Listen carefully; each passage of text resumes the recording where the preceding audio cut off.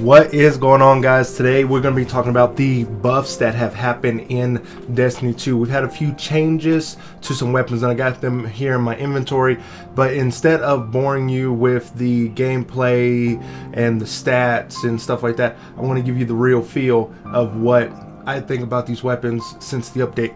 Now we'll start with the Necrochasm. So Necrochasm ended up getting a buff to its catalyst. Right? So, as you can see, I don't have the catalyst yet, but here's what I'll tell you. The Necrochasm is better. If you're thinking, oh, well, you don't have the catalyst, how would you know? It really? Every time I'm recording one of these dang on videos. Anyway, so the Necrochasm feels good. It gave it one for all, call it one for thrall or whatever. And if you like the Necrochasm before, you're still gonna like the Necrochasm. The Necrochasm still does what the Necrochasm does. Now, hitting 3 separate targets increases the range, damage, the handling, the aim assist, stuff like that.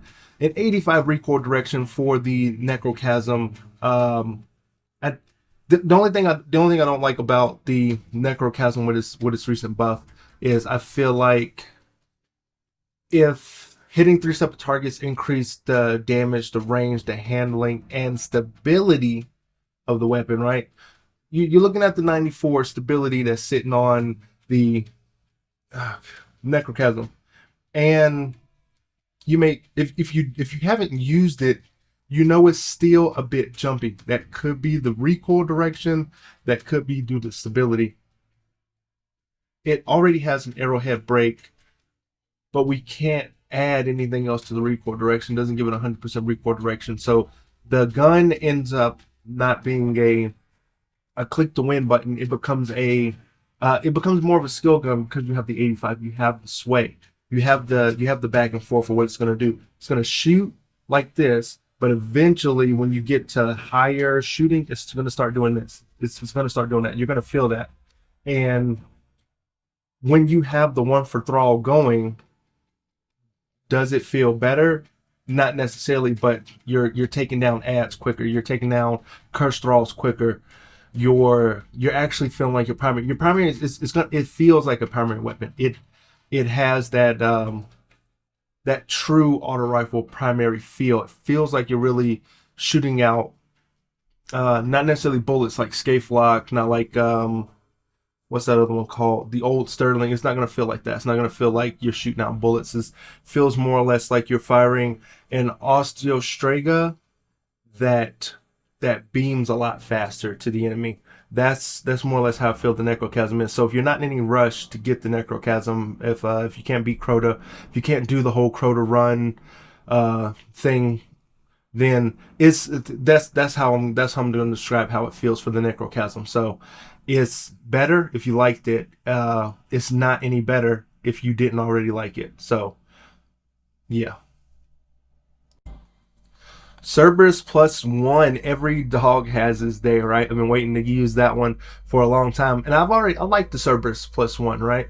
You can't tell here from the 30 enemies that I've killed with the Cerberus +1. I really wish it had a better ornament, like Cerberus heads on the front of the gun or something for each different little muzzle thing there. But anyway, I digress.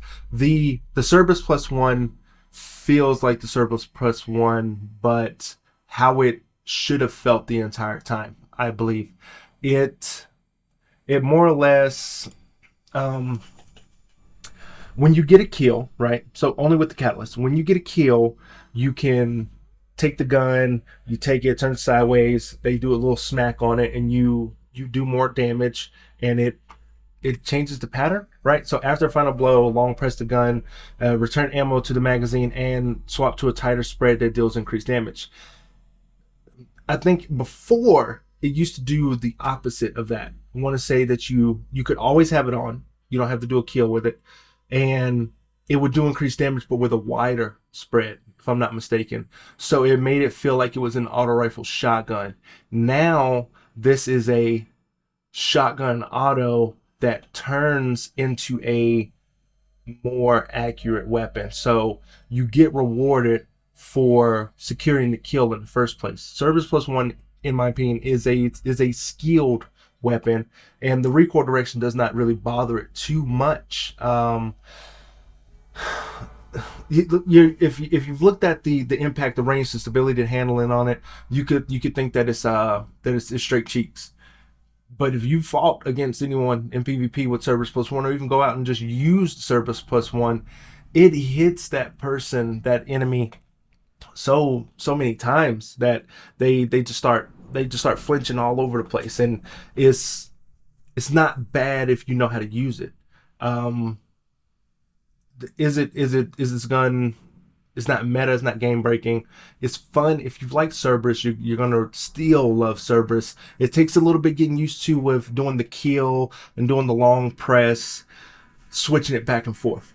But once you do know how to use it, it's very good. Again, I really wish it had better ornaments for the gun.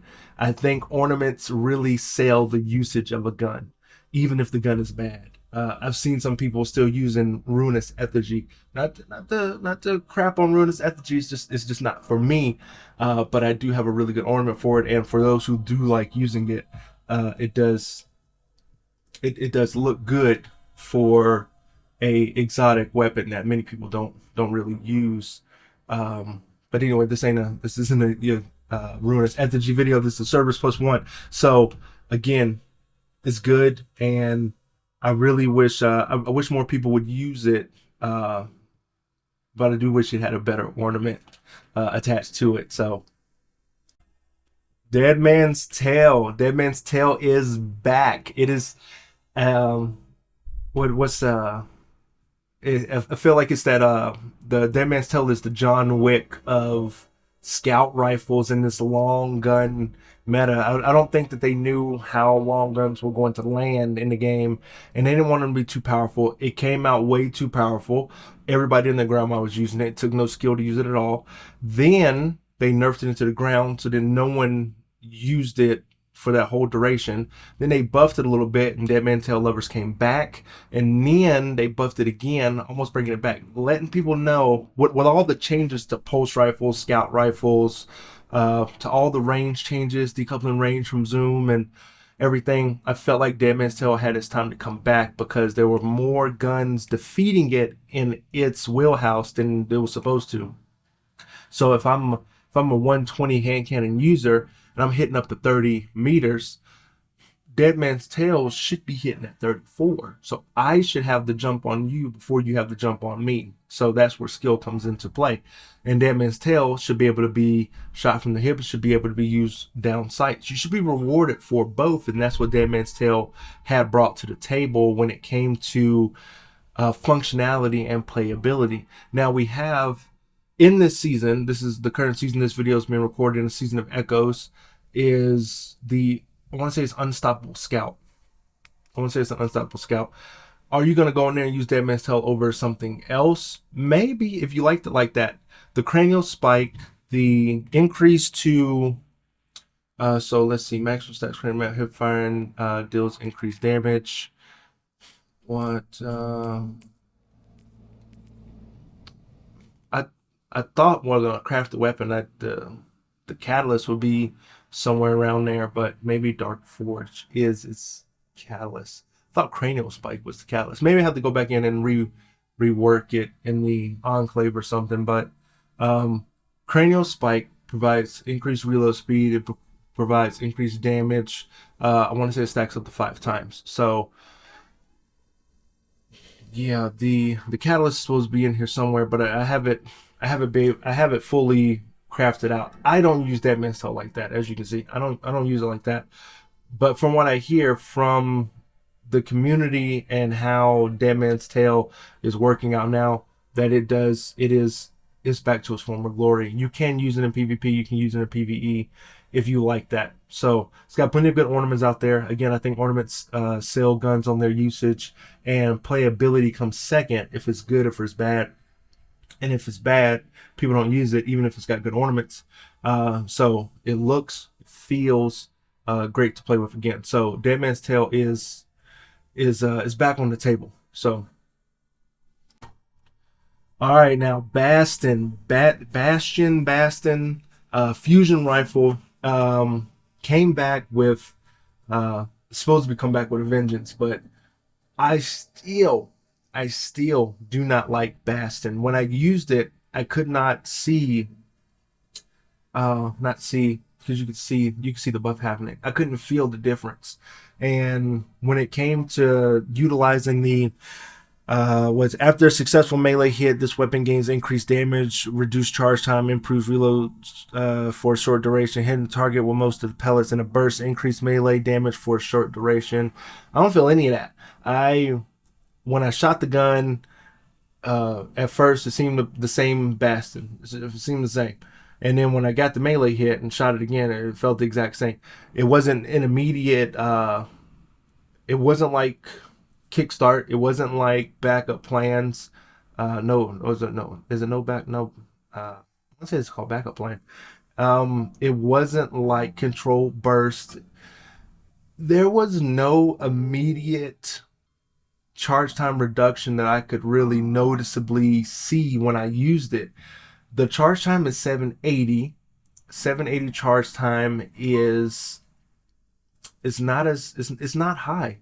It's I want to say that's in the category of precision type fusion rifles, if I'm not mistaken. Let me take a look. Let me see if I can find.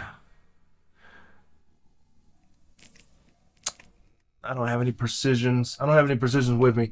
I want to say it's a precision type. Um, I don't think it's a high impact.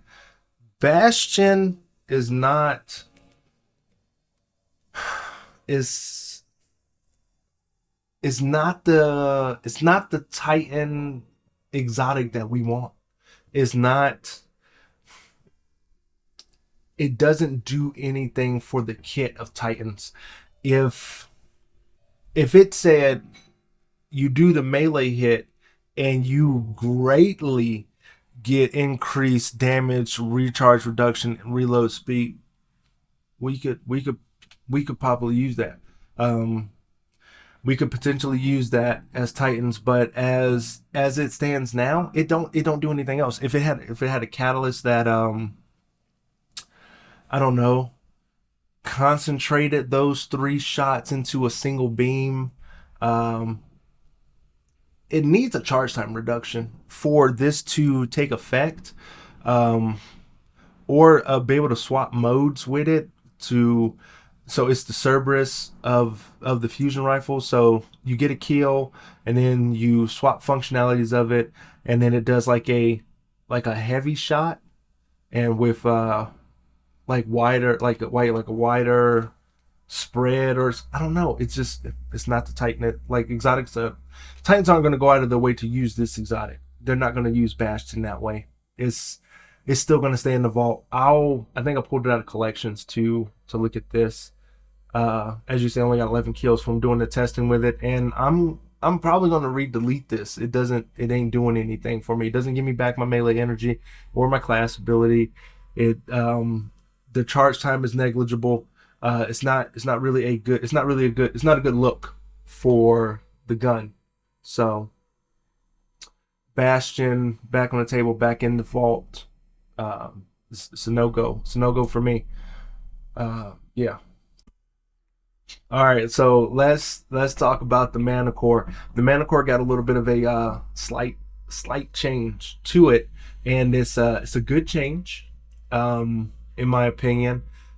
The way that it functions when you're using the it's called let's say swooping talons, but it's called something else when you're shooting it. The little bar that comes up at the bottom of the screen.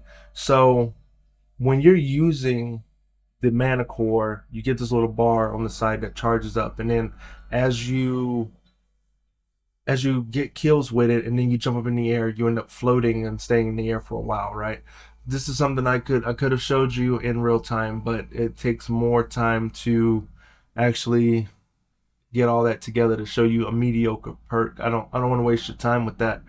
If you like the Manticore, if you know what I'm talking about, if you know Manticore, you know if you like it or not based on what it could do. Now, it was a bit wonky before because you'd walk down a pair of stairs, it'll try to get you to float. It don't really do that no more. It don't do that no more. Staying in the air, being able to utilize it in the air is a whole lot easier. The Manticore is leagues better than it was before. One issue with the Manticore is good, but the Manticore doesn't kill. The Manticore does not kill.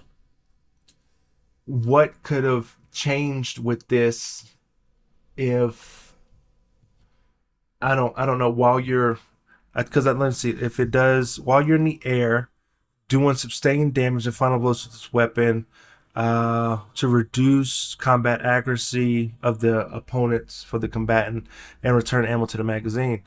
It needed something.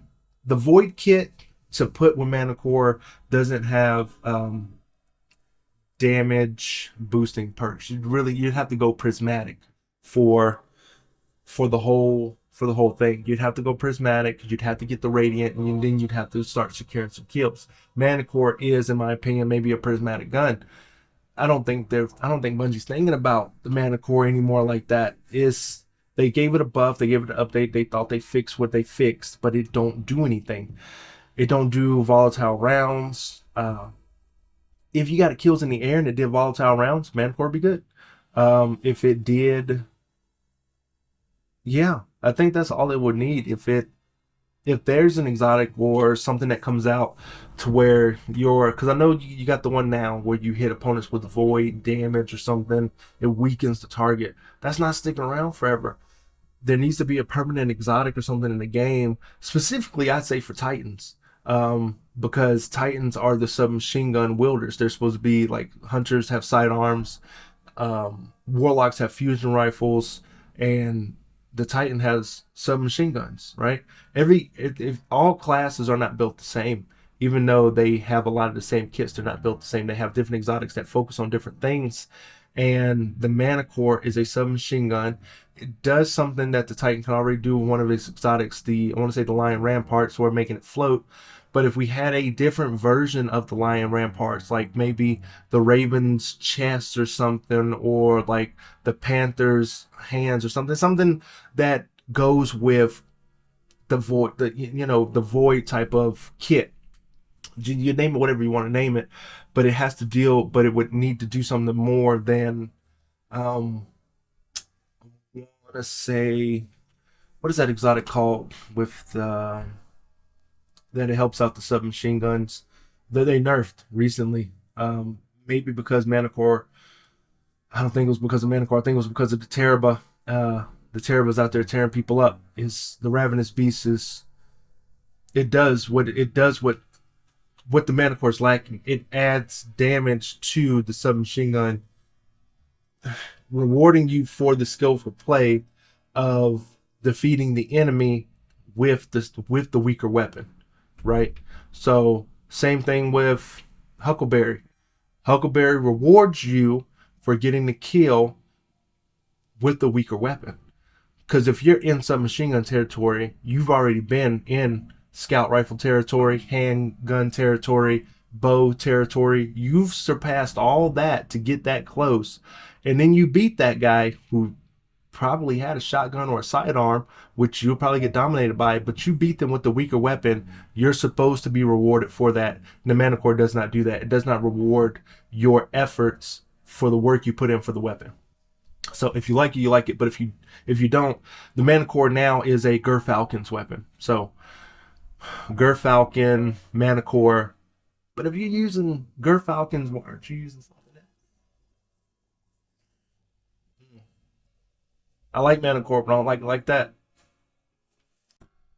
The colony, ladies and gentlemen, the colony. You guys have been waiting on the colony to get an update for the longest time, but the colony's been so left behind that many people probably didn't know this thing existed anymore. So what it did was the robots that come out of it, right? The catalyst doesn't say it, but all right. So where does it say it at? Disc grenades and set the robot chase out and slow charging consumes tougher. it says I'm sorry about that, guys. The perk reads: this weapon's grenades are insectoid robots that chase targets and explode close to them. Okay. Consumes tougher combatants to create additional robots. I don't know why it says it like that, but that's what it says. When you defeat like a red bar, you'll get one bot. You defeat an orange bar, you'll probably get two bots. And then if you destroy a tougher opponent, you will get maybe three bots. The colony is an ad clear, it's not a DPS weapon. So what could it have? It could have the update to the colony could have done more like high velocity, instead of high velocity rounds. It could have been proximity. It could have been proximity grenades. It could have been implosion, right? So go ahead, baby. Go ahead. You're just gonna be in the video now because I'm already on something. And so the colony hasn't really been the weapon to go out and bring to the raid to kill a whole bunch of stuff. The colony is used for fun, smaller activities. If the colony had the perk to where when it consumes tougher opponents to make additional robots, if the additional robots exploded to weaken, to suppress, or to make volatile, right, bringing the colony up into what modern day weapons do, the colony would have been used for something else. I like the colony. I like the way it looks. It's got a good ornament, right? But as I said previously, weapon ornaments come first on the way that the gun looks. Cool. But if the gun feels bad, people aren't going to use it. So gameplay functionality. So it looks good, but it feels bad. I like colony, but I'm not going to use colony. I'm not going to put it in my kit. I'm not going to have it on my character for any reason other than if you like it like that, you like it like that. But again, like the Manticore, what does it come down to? Putting it with Gerfalcons to give it the thing that it should have had to make it exotic. This weapon is exotic. This weapon is unique, and unique is not exotic. Unique is niche, and niche is subjective, based off of if you want this playstyle or not. You're gonna use it, but if you're not gonna utilize this playstyle, it's gonna stay in the vault. I'm probably gonna put the colony back in the vault, and maybe one day it'll get a buff, or there'll be an exotic that comes out that buffs grenade launchers, that does something else with grenade launchers, based off of like bombardiers, but for grenade launchers. If you had a different, it depending on the different elements that you had associated with it, then it would get a certain effect. So, but yeah, colony, it's niche, but it's not everyone. It's not gonna be everyone's cup of tea. Again, I like it, but I don't like it like that. And last but not least, we have the Deterministic Chaos, ladies and gentlemen. Look at that ornament. Oh my god. The Deterministic Chaos, with its small change, swapped two things, right? So before the heavy metal said this before: while holding down the trigger, every fourth bullet becomes a heavy projectile that makes targets weaken on impact, right?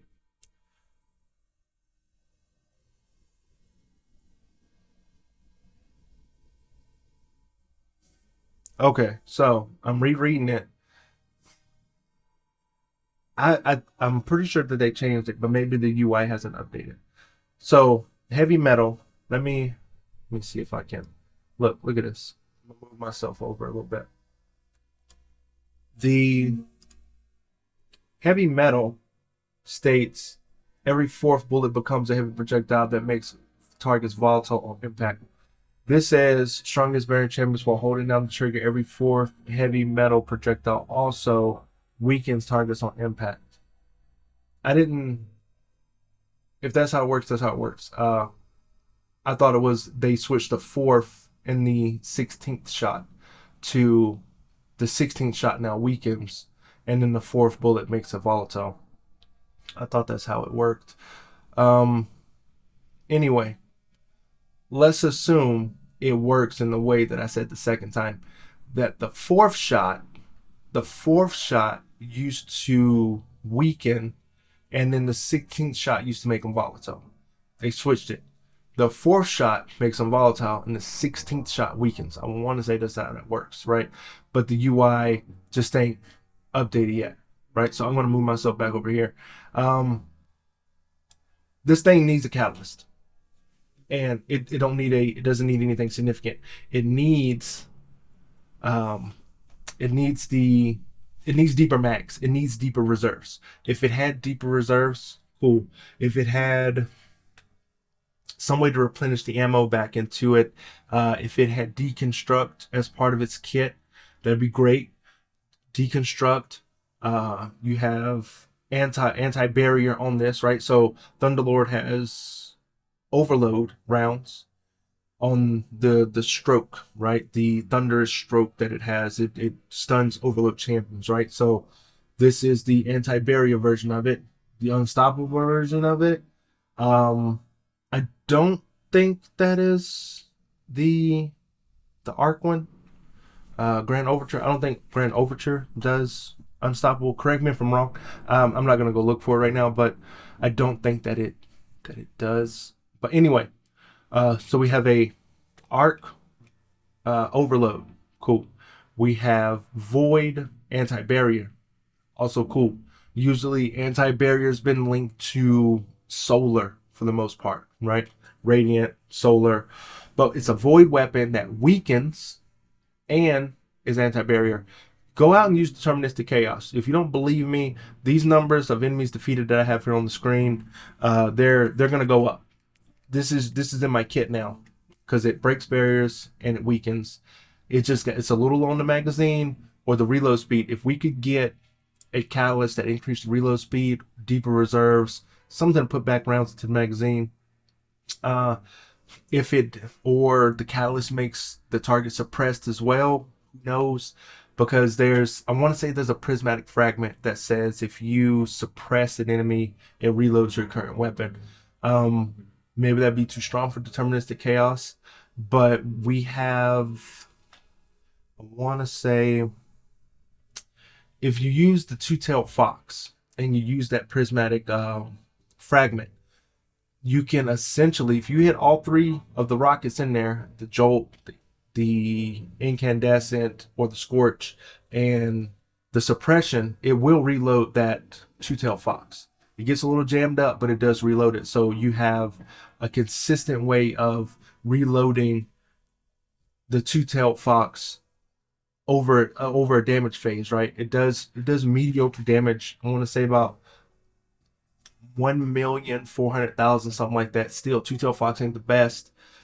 It needs a little bit more love, but the more things that come out that help out verbs, jolt, scorch, suppression, two-tailed fox is only going to get better. It's the sleeper, right? Deterministic Chaos. Back to the machine gun. Feels good to use. The volatile rounds on it give it a better feel of damage, and the weaken effect keeps that enemy that's pushing on you because it don't really got the stun factor, but they're not going to be able to essentially one-shot you because they will be weakened by, I think, 30 or 40%. Tell me down in the comments if it's 30 or 40%. Deterministic Chaos is good. Go out and use it. It is something that you can run in conjunction with the call and with your Don't Die gun. So then you have your auto rifle that you want to use. You have the sidearm that essentially, what does the sidearms do in this thing? So unstoppable. So you have the call for unstoppables.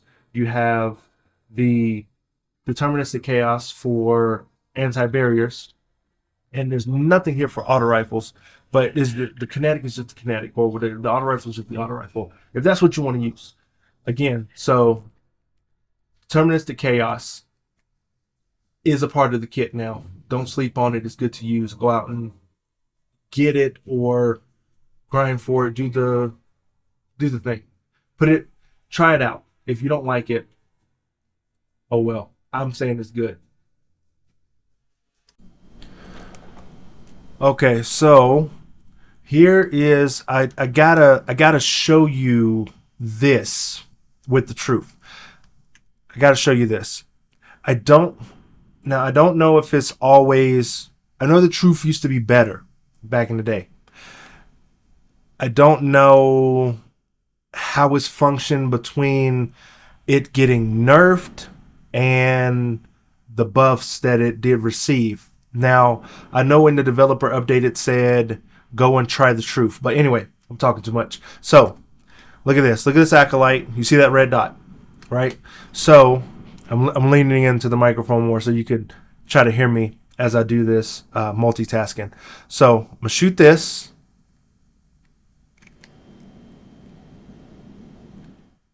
And there we go. So let's do this again.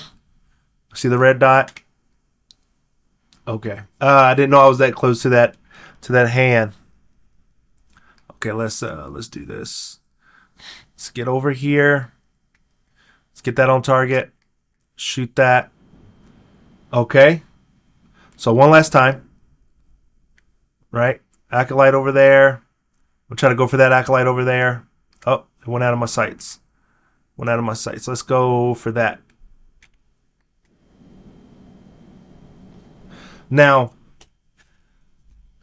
the truth being updated or getting a little bit of its homing and tracking back is good for those who like the truth. Now, could the truth still has room to get a catalyst. It still has room for that. And what I think that if it was to get a catalyst, it would need cluster bombs. If the truth had cluster bombs, so it destroys the target that it hits, and it would essentially destroy everything around it that didn't die directly by the truth rocket. Does it still do good DPS? I don't know if the truth was ever a DPS weapon. It was more of a crucible type rocket launcher. But in these smaller maps, truth really isn't moving the needle as far as being able to perform still in PvP the way that it used to. Is it better? Yes. Am I going to use it? Probably not. But is it better? Yes, it is better. The truth is better. It feels a lot better. Can we get a catalyst on it that makes it worthy of its old school truth? You give it, let's say you don't give it cluster bombs, and if you was to give it its old school tracking back by getting 100 Crucible kills with the truth in Crucible, that's worth it because it was a Crucible gun. People didn't really use it outside of that. And even if we did something unique with the truth, that if you land all 3 rockets, like the Whisper, if you land all 3 rockets, let's say PvE wise, if you land all 3 rockets, it reloads 1 rocket back in the chamber. It would put it up there with other options. So you'd get a Gerfalcon's truth while someone else, it doesn't work with Gjallarhorn, so that's where I was going with that, but it doesn't work with Gjallarhorn. Only legendaries work with Gjallarhorn to give it the enhanced rockets.